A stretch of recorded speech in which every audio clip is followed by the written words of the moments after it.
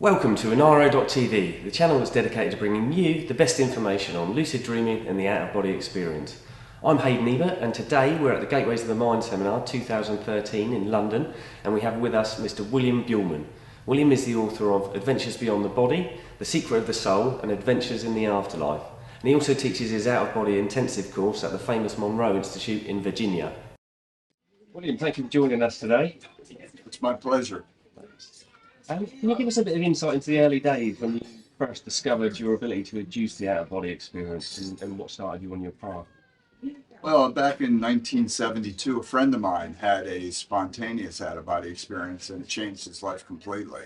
And I was just curious. I had no knowledge of it. I didn't believe in it. Matter of fact, I was the last person in the world to believe in this being a reality.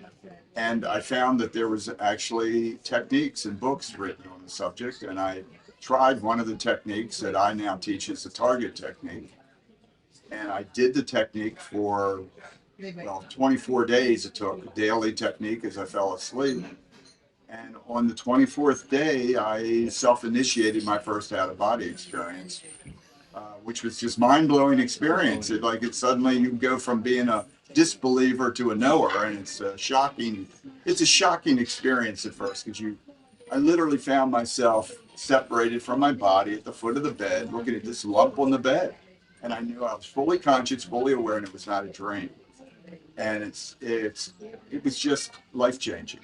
Yes. And that's what started me on my, then I became obsessed with it. Once I realized this is real, it was like a whole new world opened up. And it's like, oh my God, there's other dimensions. Yeah. And nobody could have possibly told me and convinced me of this unless I had my own experience. Yeah. And then I began my personal journey of discovery. So that was back in the 1970s, wasn't it? Yeah, early 70s, 72. Very little around as far as information. Oh, no. So you had to make your own way, I should imagine. Yeah, back in the early 70s, there was not much information, and you really had to be self-supportive. You had to do your own journey. You had to learn through trial and error, like I did for 2 decades. I had a lot of experiences, and I learned just slowly learn. Like it's almost like you're a child learning a new skill, and you're learning to explore, and you just try. That's what I did. I tried all kinds of things, Yeah. and slowly you just developed your skills you need. Yeah. But it takes a while, especially when you don't have the knowledge. Now today, people have a lot easier. A lot more access. Yeah. Yes, there's a lot more information, and there's a lot more guidance that is really helping people. I think that's one of the things I like to provide. Yeah. Have you got any examples of those early experiences you had? Oh wow, I had a lot of early experience. At the beginning, you're almost like a child coming out of the crib, and I used to experiment with putting my head through the wall.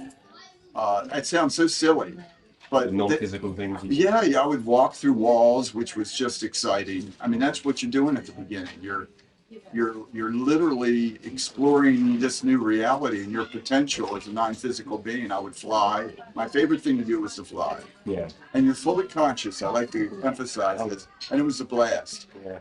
And then spontaneously, I actually had experiences where I started to meet people who were non-physical residents, let's say. Yeah. And that opened up. Oh, it's just mind-blowing. Just totally mind-blowing. One of your early ones, you sort of mentioned you saw a being which was observing you coming out of body and stuff. Yes.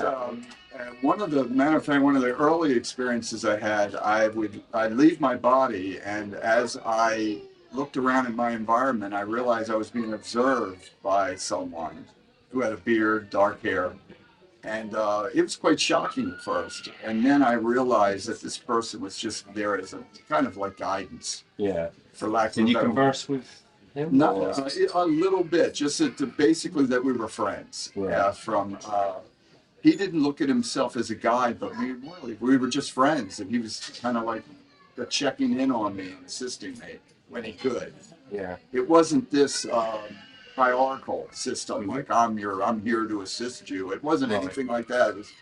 And I think we do that to each other after we make our non-physical transition for maybe our friends. Yeah. People don't look at it that way, but that's exactly the way it develops. Yeah. I also, one of the really earth-shaking events is when I met my dead uncle. Right.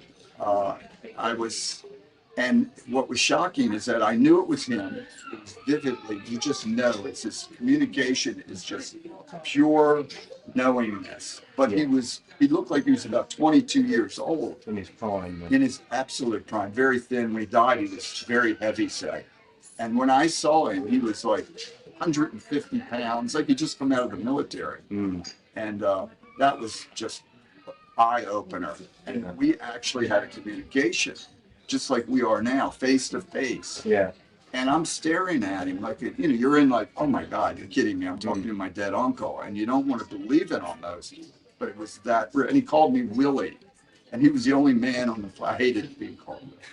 So he was the only man that would call me Willie. So after that, you had no doubt that he was actually. Oh, it was, him, yes. Oh, yes. Yeah. There was no doubt at all. Matter of fact, he was curious how I could leave my body. That's what he was. He was more curious about me than I think I was of him once we started. By the way, the communication is not like we're doing. It's just thought transfer. Non-verbal. It's very instant. Mm-hmm. I mean, you currently teach residential courses at the famous Monroe Institute. Can you tell us a bit about how you got involved with Robert Monroe and the work of the Institute? Skip Atwater, the past president of the Monroe Institute, called me one day and basically asked me if I wanted to be actively participating with the Institute. And of course I said, yes, of course I would, because everybody knows the Monroe Institute. Yeah, yeah. And at least in the U.S., it's very famous. And so I said, sure. And I went down and we had a meeting about it. And they invited me to do my workshop without no strings attached. Just bring your workshop into the Monroe Institute and start to do it here. He obviously knew what I did and was well versed in it. Mm-hmm. So what was beautiful for me was that I was able to do it without, I didn't have to change anything that I did. I just brought my workshop into the Monroe Institute, and now I just incorporate their technology into my workshop. And it's a 6-day workshop. It's called Out of Body Exploration Intensive, and it's generally sold out very quickly. I do 5 a year. They're 6 days long. It is intense. I wake people up in the middle of the night. It's an unusual workshop. It's exciting because the whole idea is to initiate people's experiences. Right. And it's worked out extremely well. Right. I've personally had some really good success with some of your techniques like the awareness now and clarity now to sort of snap in the focus once you're in the out of body state. What was it that sort of prompted you when you first started using those, concise verbal demands to snap in that? Oh, that's a good question. My biggest problem, when I started having OBEs, I had a problem with mobility and perception, or what we would call vision. Of course, when you have an out-of-body experience, you don't have physical organs. You don't have eyes and ears. People assume you do. You do not. You're using your mind to create tools or perception vehicles to perceive your environment, which is non-physical. So what I found very quickly was that if I didn't, often I'd be heavy, which is very common in out-of-body exposure to be. You have a heaviness and you can't see properly. Mm-hmm. The dark space, Yes, it's very annoying, and you're very limited.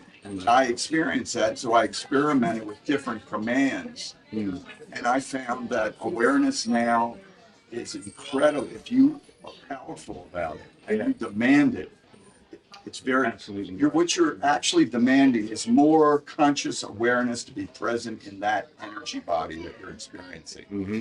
And because we forget that our consciousness is spread over a continuum of many different energy bodies. Yeah. Because we're much more complex beings in body, mind, spirit. Yeah. We have multiple energy bodies. Yeah. So we have to focus. Once you separate from your body, you're operating another energy body. You need to bring in more of your conscious awareness into that energy body, because part of it is in your body, keeping your body running. Part of it is in your mind, part of it is in different parts of yourself. And by demanding awareness now, it has a tendency to, drawing it into that. yes, if you focus, it's a focusing tool. And suddenly, bang, you're fully aware, fully present. To be quite frank, you can be far more aware than you are in the body. Yes. And that's what I try to teach. For 20 years, I've been teaching that technique. It's a great technique. Yes, and it works, but you have to be strong. You can't be, some people, you can't go, you have to be really demand of yourself. Yeah. And then it works extremely well. It also helps in prolonging your experiences because most people's out-of-body experiences are very brief. Sure, yeah. But by using you have minutes, once you use this technique, you can prolong it for as long as you keep on repeating. I mean, it's for, I've had out-of-body experiences for half an hour, 45 minutes an hour. Yeah, keep doing the senses. Yeah, and it works incredibly well. What's your feeling? Going back to the dark space, sometimes you go out and you have no visual. You've just got a sense of, tactile perception. Why do you think that is? Why do you think sometimes you go out and you don't have that visual straight away? Partially because you're not taking that part of your conscious awareness with you. Also, people experience voids and they become, let's just say, confused. Everybody assumes that this is the baseline for reality. And what I have found is that this is just the thin epidermis that we're existing in right now. Yeah. And unfortunately, most people judge reality by what is solid and three-dimensional, where actually reality can be anything that you create for yourself. It doesn't have to be three-dimensional. And true reality can be almost a void state with the potential of creating any reality, which is where your true power is. That's what the Buddhists have been saying for 1,000 years, essentially. But it's very true that the void is a very powerful creative spot. And so there's two issues. First, you could be experiencing a non-form-based reality. And second, you probably haven't brought in enough of your conscious awareness to accentuate or elevate your state of consciousness so your perception capabilities are enhanced. Right, okay. The other thing that is often fraught with difficulties for early stages with projectors is methods of ascending to different locales within the astral. How do you do that yourself? I just demand the location I want. Yeah. For instance, I use one of the commands that I teach in my workshops is next level now. Much like awareness now, it is, but it takes you to if you're in let's just say a dense environment that you want to leave for whatever reason, it doesn't matter. I'm not saying it's negative, but you want to change your experience and move to a higher level or a level within yourself. Next level now will take you to a different vibrational reality. And or, for instance, if you want to meet your I've done this, so I know it's very, very doable. For instance, your mother has died, and you want to meet your mother face to face. Just say her name. Yeah. And as long as the two parties are mutually acceptable to meeting, either she will come to you or you will come to her, and you'll be instantly in a new reality. Right. It's about taking control of your own state of consciousness. Unfortunately, most people don't do that. They're shocked, or they're startled, or they're fearful, or they just don't realize that they have the control and the power. Because we have to remember the universe is thought responsive. Yeah. And that's the thing that many people forget. And we are the initiator of our experiences. So we can move to any location we choose as long as we are sure, as long as we're focused on it. Right. And it's a matter of just focusing your awareness. Focusing your awareness and using the verbal command. Okay. Yes. Science is still a long way behind what's been discovered about the nature of the universe by everyday people who are having these extraordinary out-of-body experiences. Do you foresee a future where science catches up and non-physical dimensions with waking awareness are accepted as a norm rather than something that's abnormal, something a bit more accepted like normal dreaming, for example? Do you think that will occur at some stage? I think that science got a long way to go. It's hard to. I think it's possible in the future that there'll be let's just say, technology available. Yeah. But I think we're quite a ways from that. Yeah. I tell people that you just develop your own experience.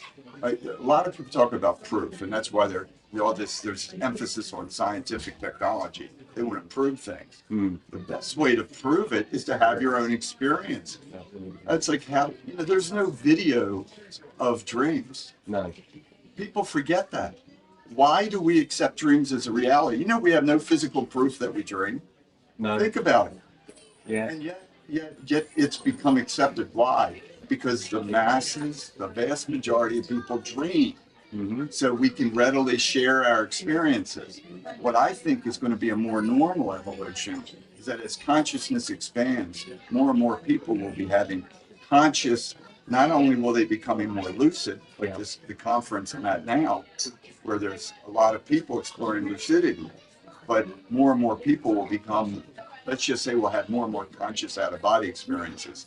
No, we no need for proof at that stage. It's like nobody seems to doubt dreams are real. No, that's right. But yet, and I think that's a good valid point, because there's a connection, and it's just another step of consciousness, or the evolution of consciousness from a lucid dream is very close, I think, to an OBE. It's just a matter of taking that next step. Yeah. What do you define as the difference there then? Degree of conscious awareness present. Right. It's all about conscious awareness, because we're conscious. We are consciousness. We're not bodies. We're not humanoid even. We are consciousness using bodies. So if we're consciousness, it's just a matter of becoming more aware of who we are. Many of the older philosophies have said that for thousands of years, but it's essentially as we become more aware of our true self, we will become more conscious of our interdimensional self. And this, I think, is the natural evolution of our entire species. Right. In your latest book, it's Adventures in the Afterlife. It was inspired by your own battle with cancer. Yes. Do you mind sharing a bit about your ordeal and how you coped with it? Okay. Yes, I was in March of 2011. I was diagnosed with stage 4 cancer of the lymph nodes and tonsil, and it was quite shocking, obviously, and you had to make quick decisions. I had to make very quick decisions, and I immediately had surgery to have the tumor. I had quite a large tumor in my neck. So the doctor said I had like 2 weeks, because so I didn't have the luxury of planning and playing around with it. Yeah. But while I was healing from my surgery, I began to have spontaneous out-of-body experiences, where I was floating out of my body, and I found myself. It's difficult to really convey this, but I was in some kind of healing room. I was floating in a room that was pure white with no doors and no windows. And I was saturated with energies. And I was told, essentially, no one was present, but I was internally told, just to stay still. I'm conditioned to go door now. It's one of my training. I go door now. It's part of my exit program. So in this case, I was essentially instructed to just relax and enjoy the floating sensation. And it was amazing. For about 6 weeks, I had these experiences on a daily basis. And put it into perspective, I just had serious surgery, and I was in intense pain. And this gave me that respite, because I would waking up constantly or becoming aware of my body. So every time I almost drifted off, I'd find myself in this healing space, which was an out-of-body state. And I think it healed me. It assisted in my healing process very quickly, because I was back at doing 6-day workshops within 4 months. Wow. After the doctor told, take off the year. This is in March. He said, you're done for the year. He said, just be aware of that. He said, you're, because a lot of people can't talk after the surgery. Yeah. I mean, you're so close to your vocal cords and there's so many issues. So anyway, in 4.5 months, I was back perfectly healed and doing 6-day workshops. Yeah. So I think the OBEs is, you can't prove this though, but in my mind, I am convinced that my healing that I was open to, and I think that's an important point. I was open to receive it. I'm not saying I did any of this. No. I'd like to make that clear. I didn't self-initiate it. I didn't even request it. Maybe subconsciously I did. Yeah. I probably did, but suddenly that's where I was. Yeah. And my ability, I think, to be open to the OBEs made me aware of this process. It's possible that many people have this experience, but they're not aware of it. Yeah. Or they may think of it as a dream. In my case, I was fully aware and conscious in the experience. Yeah. So I think it was very important. Thank you. The first couple of chapters of the new book, Adventures in the Afterlife, they're very moving. They really give a reader a sense of what it's like to face a transition. Yes. And no matter how spiritual we are and what experiences we have, it's a huge thing to deal with. Yes, it is. Do you think we can ever be ready for that? I hope so, because that's one of the things I talk about in my workshops extensively. Conscious transition, I call it. Yeah. I feel that OBEs help us to prepare for the natural transition we call death. Yeah. Because it prepares it. By the way, my wife works at hospice. She's a volunteer at hospice. And she actually does Reiki on hospice work. But what I found fascinating, and this has been confirmed at this workshop,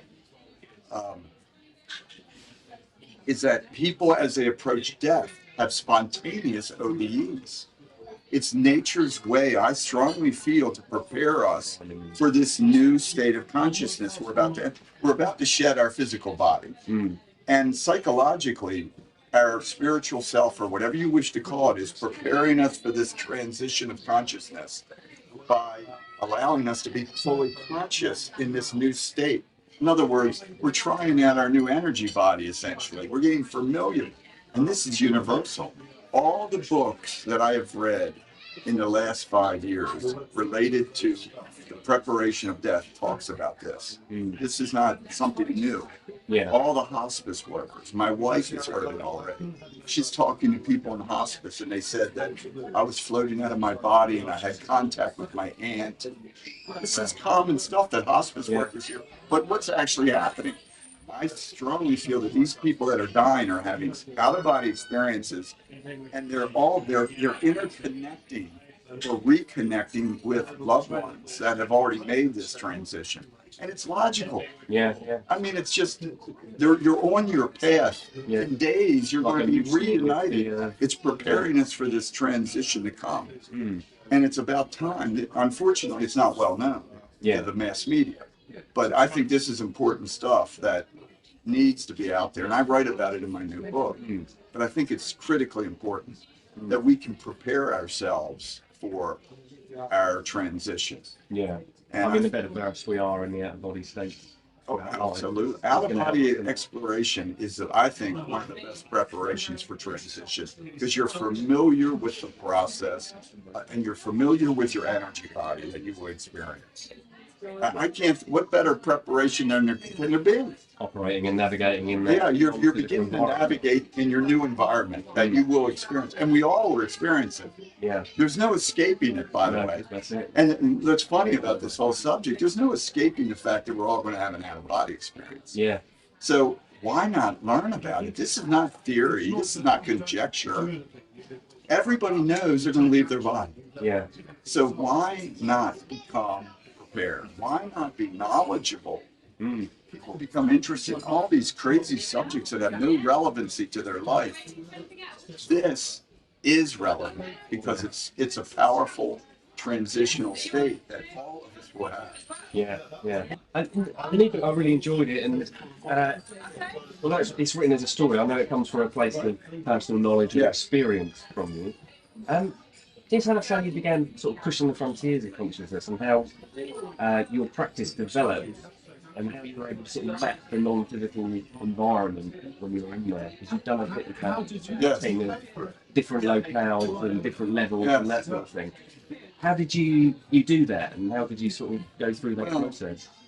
that is a 41-year process that I've Yeah, experienced. It wasn't something I planned to do. It's just suddenly you find yourself in a locale and you're trying to figure it out, to be quite frank. It wasn't like I was trying to figure out the nature of the universe. That wasn't my intent.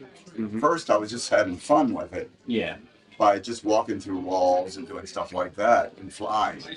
And then I found myself in multiple locales, and obviously I want to know where I am. yeah, And that drove me to find out, well, why am I here? What is this place? And this took me decades. This isn't just something you suddenly know. It's like trial and error. Suddenly you're in an environment and you don't know what that environment is. And you have to really focus and ask questions. I would just simply ask questions. of the environment. Or of myself. Yeah, Because I feel that my inner self, my higher self, has answers. yeah, Many people look outside themselves for everything. I don't. I feel strongly now that I'm connected to the source. So the answers are in me. yeah, And I think the biggest mistake people make is to look outside of themselves for the answers, because it's a labyrinth of illusion around us.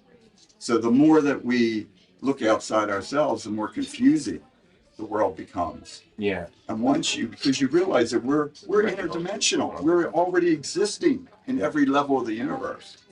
So the answers must lie within us. We have to figure it out ourselves. And once we figure it ourselves, everything else will fall into place. yeah, So that's what I did. I tried to the best of my ability, when I created my models of the multidimensional universe, I was using it. That's the model of myself, because I'm a microcosm of the universe.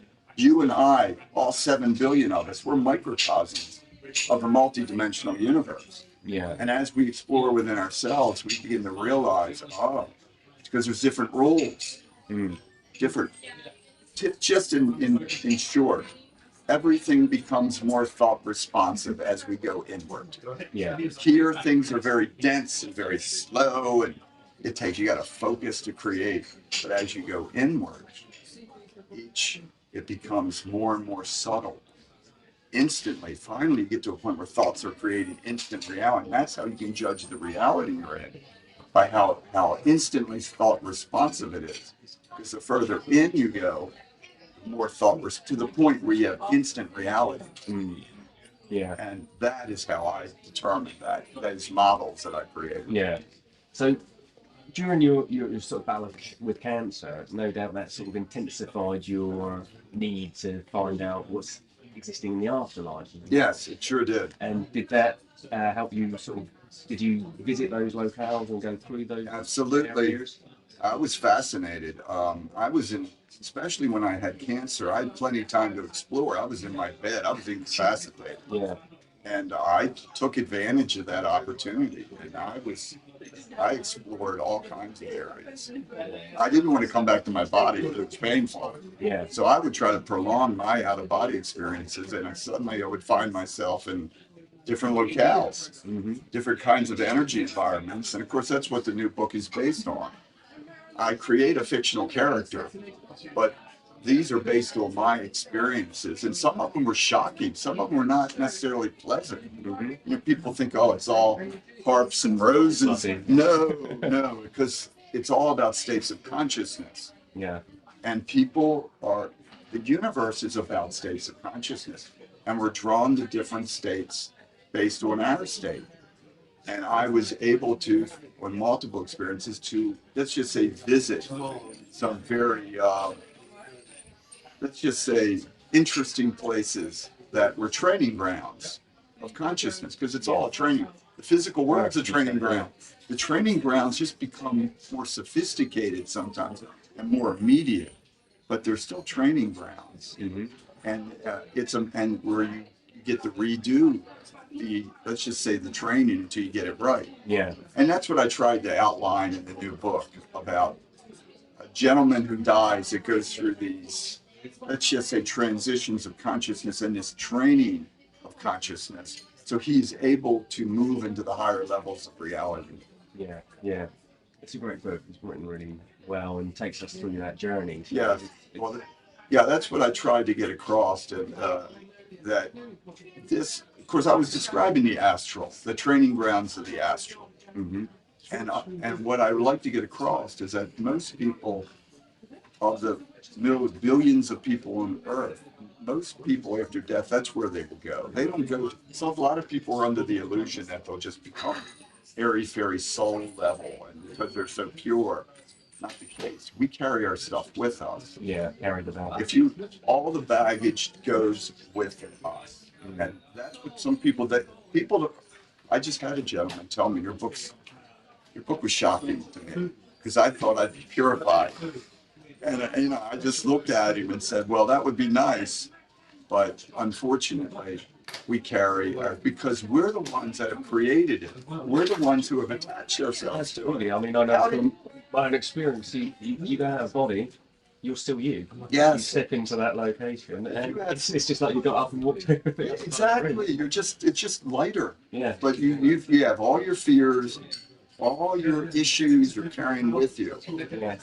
And that's another reason why people often are linked. Yeah. Because they are carrying their stuff with them. But the bottom line is most people go to what we call today the astral. And they go to a consensus reality that resonates with them, with their state of consciousness. Yeah, like the religious location. Yeah. If you're a born again Christian, you're going to end up probably with other born again Christians because it resonates with your state of consciousness. Yeah. It's not like somebody's pulling strings. It's like oil and water. It all goes to its own level. Yeah. It's actually quite magnificent. Everybody talks about this micromanagers, there's angels and everybody's doing this. No, I never witnessed that. Everything is oil and water going to its own vibrational level. Yeah. And it's brilliantly conceived. Yeah. There's no police force needed. No. It's all natural. Yeah. Going back to the sort of your model of the multidimensional universe, can you just run us through? You talk about the different layers going inwards. Can you just explain that for us? Well, when you have an out-of-body experience or a near-death experience, you're shedding your physical body for a temporary period of time, and you're moving into your finer vibrational energy body, and you're actually moving into the universe. Think of the physical world as the epidermis, and you're moving into a much finer vibrational world. And each one becomes successively less dense and finer vibration as you move inward. And what people experience, of course, what resonates with them. And these, if you want to call them levels, they're not so. Levels is a bad word because it's really about states of consciousness. And different states of consciousness create different environments because thought creates reality. So people end up experiencing an energy vibrational level, let's say, that resonates with them. Yeah. And it's just an ongoing. For instance, what many people call the astral has billions of realities. Yeah. It's not the old theosophical 7 and 7. It's much more involved than that, I found. Yeah. It's not 7 levels of it. It's 7, maybe million, or I don't know. Yeah. As many states. Look how many states of consciousness we have on Earth. Everyone has their own, don't they? Don't they? So there's 7 billion states of consciousness on Earth right now. Yeah. So use your imagination, and you can see that the environments. Including the animals and all of that. Yes, and not counting all the non-humanoids. In your books, you talk about consensus and shared non-physical environments as well. How do you define the difference between a shared environment and a subjective environment? How would you define which one is which? There's different realities that we encounter. There's different environments that we encounter during out-of-body experiences. To make it clear, I thought to my readers, I created basically consensus realities are those that are created by groups of thought. They're a collective of individuals, which are very common. 10, it could be a million people get together, London is a consensus reality, for instance. These are all consensus or group thought created London. Where, and same applies when you go out of body. There's collective of individuals that will create an environment that's comfortable for them, so they hang out together essentially. Yeah. It's like these. It's like I'd rather be with friends and people that resonate with me. It's that simple. A non-consensus are realities that have not been influenced by group thought. So when you enter them, you can influence that reality. So the consensus ones you cannot, you're not going to mold, just like I can't stare at this picture in the physical world and change it. Right. And the same is true in the astral. If we were on the astral right now and we're in a consensus reality, it would be maintained by the collective thoughts of the group. One individual would not have the power to override the thoughts of 100,000 people. Sure. So the reality, that's also what creates stable, and why people think that's reality. Because, oh, it's stable, it's solid. It also creates a solid reality. Right. Because solid, of course, is relative to the vibration of the individual group. Mm-hmm. It's like two planes going 700 miles an hour next to one another, and they look like they're standing still. Yeah. Same thing with vibration. So that's a consensus. If you can change the environment, if you can stand out of body and let's say I create a car, then you're in a non-consensus reality. Right. Because you're altering the energy molecular, it's not molecules, but it's like you're changing the energy structure. Yeah. And you're molding it with your own thoughts. And then the third kind of reality that I ran into, especially were voids, which are very, very prominent. Mm-hmm. And voids are, again, but they have no form at all attached to them. Right. So that's how I classified it in three kinds of realities. So if you're in your non-consensus or void or consensus, how would one transfer from one to the other? You just think if there's a group that you'd like to connect with, yeah, you just connect with it. You just think of the group and you'll be there. right. Remember, it's always speed of thought. Yeah. But you have to be prepared for that. It's easy for me to say that. But that takes a lot of people training to get used to that transition. It's shockingly fast. Yeah. And I write about this in a book where my main character goes through training to be able to transfer consciousness. Yeah. It sounds, a lot of these things people say sounds easy until you try to do it. Yeah. Because it's often, and I've had this happen in my experiences for especially the first decade. It's difficult to do this. Yeah. Because often it's so shocking and so startling. You lose, you're not called coherence of your field, and you're back in your body. Yeah. And that's what happens to most people, especially in the first few years. Yeah. Because you have to train yourself to not only make the transfer of consciousness quickly, but you have to stabilize your state of consciousness. And I use stability now, awareness now. There's different ones that can do that. Yeah. So anyway, but that's how people move from environment to environment.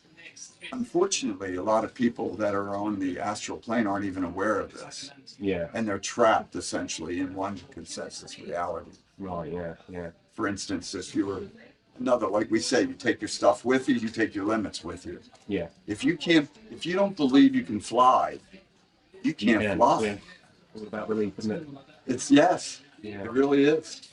In your latest book, you talk about the soul orchestrating its own learning situations, and you draw people and surroundings to you that provide specific opportunities for personal development. Do you think, therefore, that our personal challenges, battles, and that we face are predetermined prior to our entry to the physical? Oh, that's a good question. I do think that we come here with an agenda, kind of. There's a beginning agenda, I feel. We have just the very act of selecting the parents you have, for instance. You've probably set up a sequence of events based on, for instance, if you picked an alcoholic father, it would be a totally different experience than maybe a non-alcoholic father and mother. So in a sense, you're selecting a certain drama and trauma or conflict, however you want to call it, you're going to have to deal with one way or another as a child in that family unit. So yes, I think people's consciousness moving into the situation.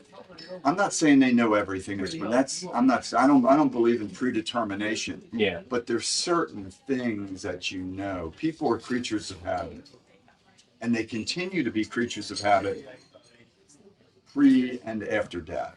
My point is that you have at least a clue of certain things that you're going to have to deal with. In other words, you're going to know about the socio-economic level that you're going to be dealing with, because you know the parents you're going to be dealing with. Yeah. So there's issues that you're going to have to deal with. For instance, you're going to know what country. Is that country on the verge of war? Yeah. Are you going to be born into Germany in 1933, for instance? You be. So from being now, obviously time's not linear there. You can then be reborn again, perhaps in the past. I feel that time is not linear. Yeah. Now that you mentioned it, no, I feel that It's not necessarily a past life. I use the term past life very loosely. Yeah. People don't understand it in any other terms, but no, I feel that we use a timeline just like as a tool. I'm talking about his consciousness, not as astral beings, but as higher level consciousness. What quality of consciousness or soul do you need to develop? Yeah. And what experience in the physical would give you that quality? Would it be better for you to be a Viking? Yeah. Or would it be better for you to be a monk? And there's different learning to be had there. Yeah. And I think that as consciousness, we pick those learning opportunities. And I also feel that we balance that. And there's a lot going on that we're unaware of. Let's put it that way. Yeah. There's a lot more planning. I'm talking about from a higher level of consciousness. It's not willy-nilly. It's not just thrown together. Yeah. What I'm saying. Yeah. And I think there's a lot more going on behind the scenes. And I think when people discover the totality of who they are and what they've been doing, it's mind-blowing. Yeah. Because all of us have been here hundreds of times. Yeah. Yeah. So there's a lot more to us than what meets the eye. Yeah, yeah. What are your thoughts on attachment? I mean, the Buddhist thing, is to avoid attachment or to become detached, that sort of thing. We naturally become attached to many things in our life, people, situations, and stuff like that. Ultimately, eventually, we will have to leave them all behind when we face the front of death. Why do you think we form the attachments in the first place? Fear. Often it's fear and lack of knowledge about ourselves. Let's face it, it comes down to identity. Who do you think you are? What do you think you are? It's a big question that people seldom ask. Most humans think they're a human being. There's 7 billion people here. The vast majority of them, if they ask you, who are you? I'm an American. I'm a human. I'm a male. In other words, they're attaching themselves to identity issues. They're all false. That's what, and I'm going to address this in the conference.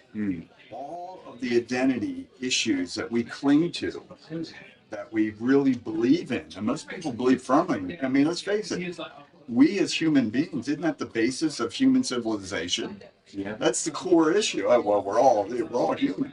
But as consciousness, we're not. Consciousness is non-physical, non-form-based. It's using tools as evolutionary avenues to learn through experience. So as consciousness, we're not human. One of the most shocking things that I learned, probably in the first decade of my experience, is everything that I had learned and believed was false. Yeah. Everything. Yeah. And I'm not saying some. Everything.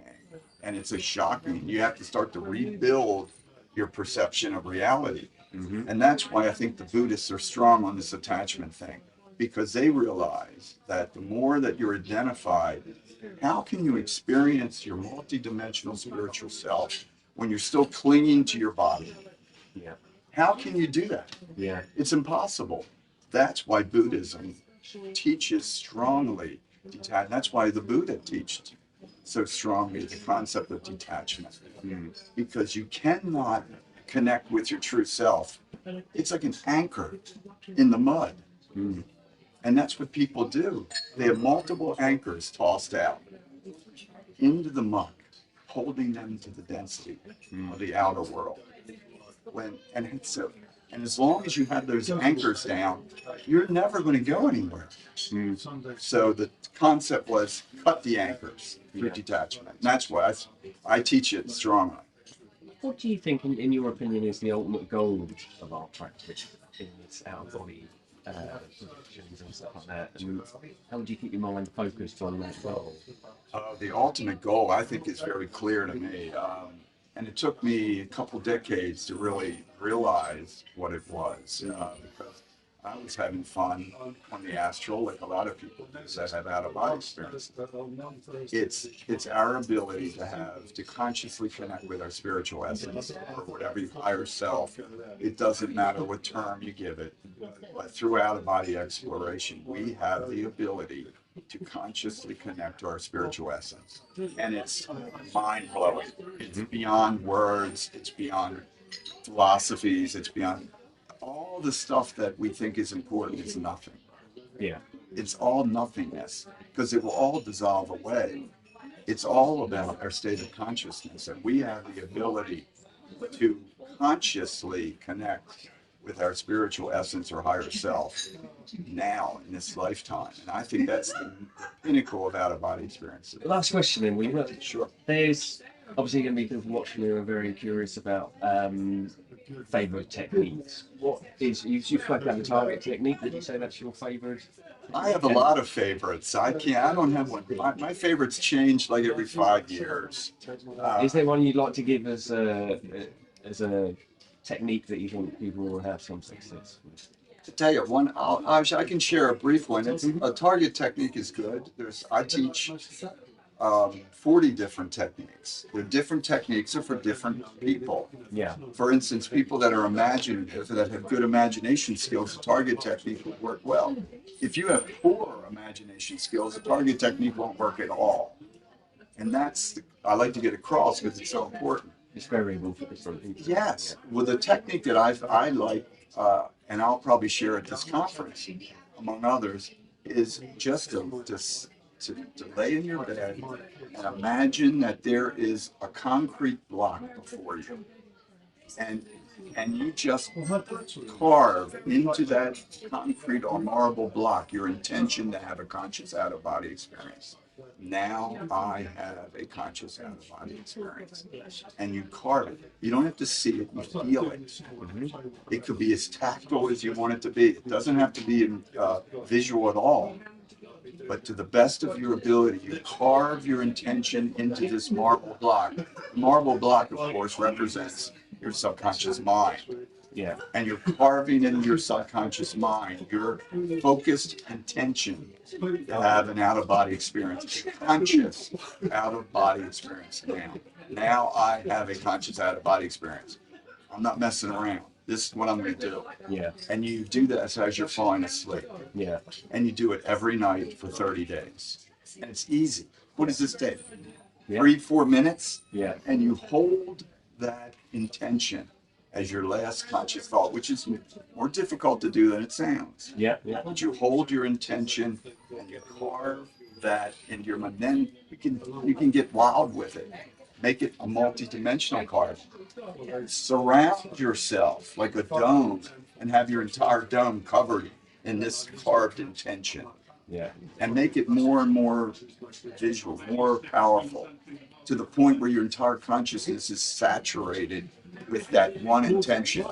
That is a very powerful technique. And it's simple. Setting your intention in stone. Set your intention in stone. Yeah. Okay, William, thank you for joining us today. It's been a pleasure. It's really been good to speak to you. Yeah, my pleasure. If you'd like to learn more from William Buhlman, check out his books, Adventures Beyond the Body, Secret of the Soul, and Adventures in the Afterlife. You can also find more information on his website, astralinfo.org.